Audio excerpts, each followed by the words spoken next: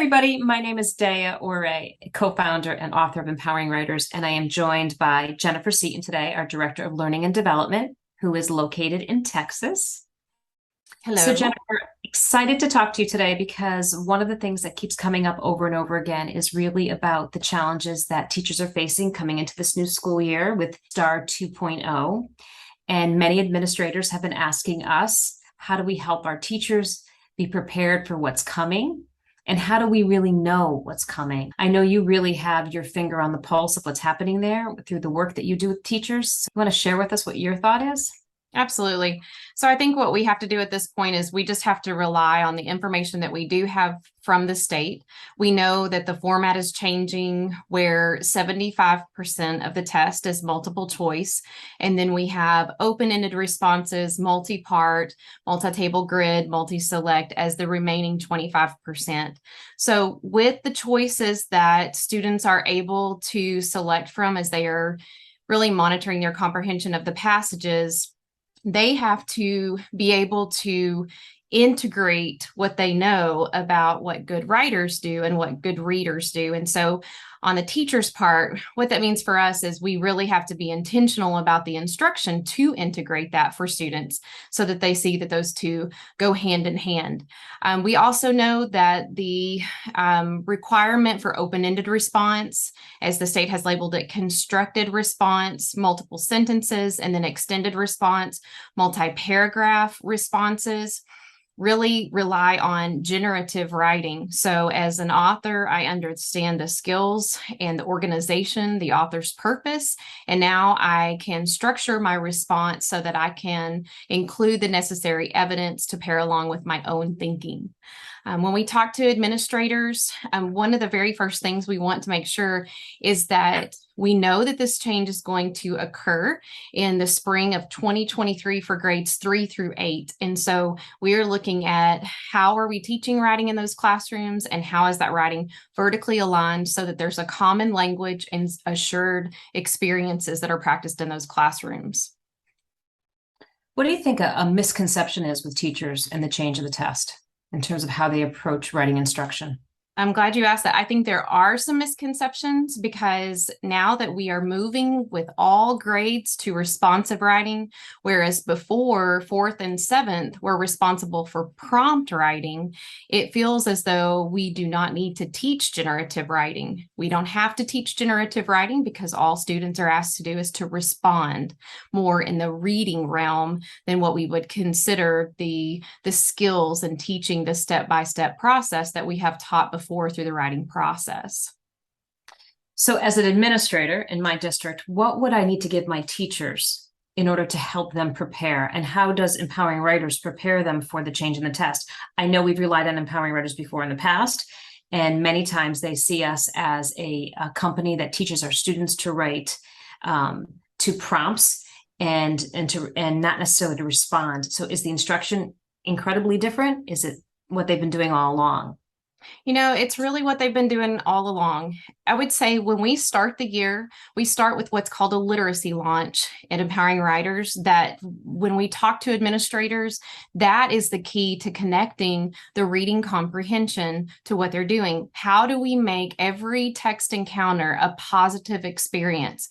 Well, we have to show them that we are able to have author's eyes and deconstruct text and really understand it at an awareness level, or what we might consider a 30,000-foot view, and be able to really navigate through text and recognize where the structure comes from and how, if I have a question, where would I go in that text? Can I see it through the lens of the structure that an author would use? I think that's a really good point, because a lot of times what we hear from teachers is they don't have time. They don't have time to teach the writing. And there's been a lot of conversation about the reading, how much time is spent on the reading. And I think one of the things that we try to do at Empowering Writers is to make connections between what they're reading and what they're writing. And that comes across all content areas. Would you agree with that? Yes, yes. And that's one way that we want teachers to maximize their instructional time, is to see that as an opportunity. You're gaining information in each of those classes, so use it as that connection time. I agree. And I think one of the frustrations that happens often with teachers is that when standards change, first there's a level of awareness we have to bring to them about what does that standard look like? What are these changes? And it's always twofold, right? I think it's what's the standard and what's the instruction that goes along with it. And so, and then to the point of what does the assessment look like? And so I think part of the conversation that we have with teachers, and I know you do this in coaching, is preparing for the assessment is really an entirely different skill than the instruction that takes place. You want to talk a little bit about that? Yes, and so the skill is really aligning with the standards. And we think about the 7 strands that we have in our TEKS. We think about the comprehension strands. We think about the response strands and the research strands. All of those are really working together to pull what we want to make sure all students are receiving each and every year within their instruction. When it comes to testing, it's a snapshot of how can we combine all of those standards? How can we see that the foundational skills have been taught and that students are able to synthesize what they've learned? And so it's a summative, whereas what we're wanting to do is really look at it from the formative aspect. Along the way, how can we have checkpoint skills of foundational skills that will lead up to everything that they're supposed to know by the end of that grade level? If you had to talk to an administrator and tell them what is most important about preparing their teachers, what would you think that is? Preparing teachers is helping them to understand what the foundational skills are, what the processes are for getting to that point. Especially if we look, just for an example, if we look at the steps to constructed response, many of our teachers don't understand that in order for students to respond effectively to that task, they need to be able to understand the text first. They need to be able to annotate and analyze the text, be able to summarize the text, and then match that task up, which means they have to break the task apart into givens and variables. They have to go dive back into where that answer is found, collect the evidence, paraphrase it, cite it, use transitional words, layer what they know as authors onto that for revision and structure, and then pull all of that into a response. And so if we were to talk to teachers about, what do they need to know moving into this, that process is going to exist no matter what. And it holds true. We may have tests that are going to change, but what we're expecting kids to be able to do does not. If an administrator was really looking for the best ways to support their teachers, what do we offer teachers to really get them primed and ready for the challenges that they're going to be facing? Well, we definitely service teachers and schools, campuses, districts through our coaching services. And really, prior to coaching, we want all teachers to be trained.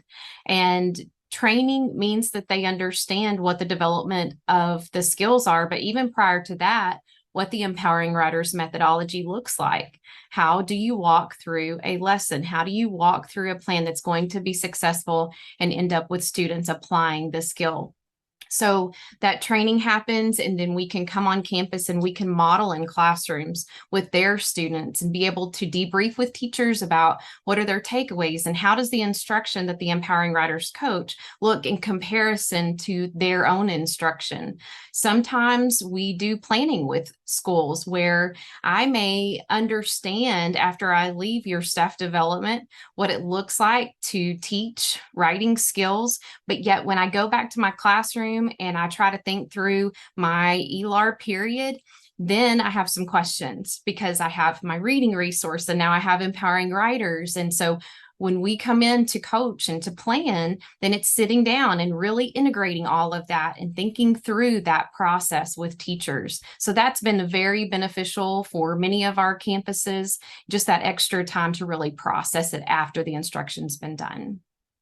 And we like to call those aha moments. And I can say that I don't know how many times that you do that coaching and that planning with teachers, that those aha moments happen, because when they're in the instruction, it takes on one meaning to them. But when they go into the classrooms, just like you described, that the support you give them in planning and what does this look like in relation to the rest of your content is really powerful. So I definitely agree with you that that is a wonderful way in which we prepare teachers for what's next.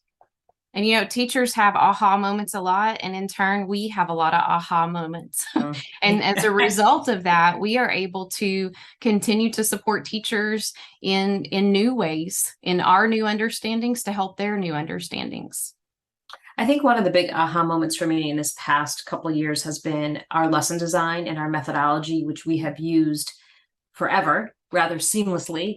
And what we've realized is that our lesson design and the methodology in which we use is just good teaching, regardless of what the content area is, what the subject is, whatever the skill we're working on. And when we filter it through common language and assured experiences, we find that ultimately the conversations that we can have with students and teachers are much more powerful when we have that strong foundation that we build through the methodology in which we use.